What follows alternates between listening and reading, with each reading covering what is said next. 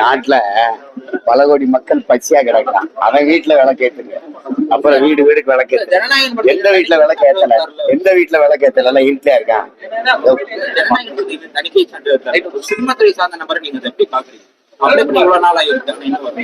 அதுல ஒன்னும் தணிக்கை சான்றிதழ் இவ்வளவு தூரம் தடை பண்ற அளவுக்கு அதுல ஒன்னும் படம் இல்லது. ஏன் சான்றிதழ் கொடுக்கறதுன்னு சொன்னாங்க, ஏதோ ஒரு சான்றிதழை கொடுத்து வைக்கலாம். அதுல அப்படி ஒன்னும் அதுல அதனுடைய தெலுங்கு பதிப்பை நான் பார்த்தேன். அதுல நெருக்கடி தர அளவுக்கு ஒன்றும் இல்லை.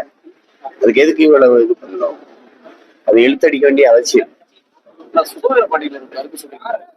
எங்களுக்கு வந்து தமிழ் வந்து உணர்வு எங்களுடைய வாழ்க்கை, ஆனா சீமானுக்கு வந்து உழைப்பு அரசியல்.